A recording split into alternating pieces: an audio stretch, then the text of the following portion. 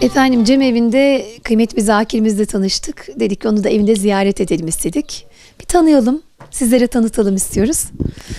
Merhaba, nasılsınız? Merhaba, Bizi davet hoş ettiğiniz için geldiniz. teşekkür ederiz Biz de öncelikle. teşekkür ederiz. Buraya kadar yoruldunuz, geldiniz. Sağ olun. Teşekkür ederiz. Sağ olun, Allah razı olsun. İsminiz nedir Ali dedem? Berber. 1939 doğumlu.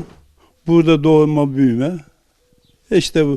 Askerden geleli bu vazifeyi yapıyoruz. 60 gösterdim ya 60'lı yıllardan beri bu vazifeyi yapıyoruz. Zakirlik tabii şimdi cemlerde Cem'in gidişatına göre, konuşmalara göre buyruk hazırlamak lazım. Tabii şimdi biri ayrı olsa birbirini oğuşamadı mı kıymet olmaz. İşerlikte aranan nokta o. Şimdi buyrukları zakirler kendileri mi yazarlar yoksa? Bu aşıkların sözleri, bu yazdığım. He.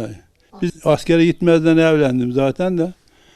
Geldikten sonra da işte ağabeyim vardı, o da dediydi. Ona ikra verdik.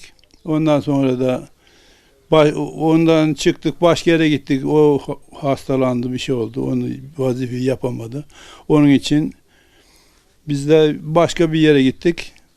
Şimdi devam ediyoruz işte. O Süleyman dede, o bizim dedemiz. Onunla beraber yürüyoruz bu erkenleri. Has bahçe içinde gülün eyleyim. 12 mamdır da gülümüz bize dedeyim. Aman yalim. Haka varamayan yolun eyleyeyim, neyleyim. Muhammed'e çıkar da yolumuz bize aman yalim.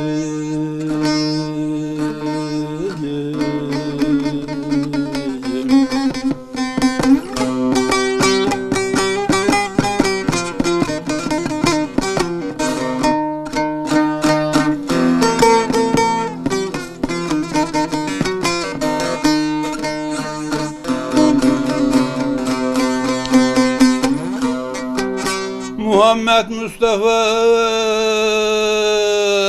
başta tacımız, Hatice anamız da Zehra bacımız, bacımız. Tam mahşere kadar sürer acımız, acımız. Kırık kanadımızda kolumuz bize aman yalim.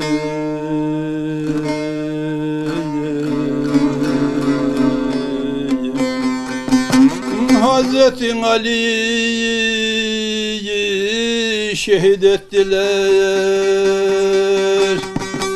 Hasan'ın tasına da zehir kattılar.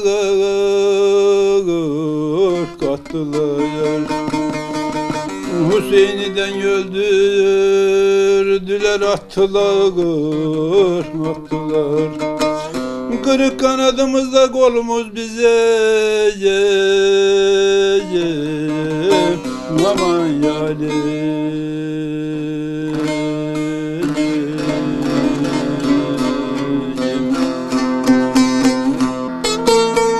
Hasan Türe yoktur, sözümde yalan. Muhammed'den sonra bunlardır gelen.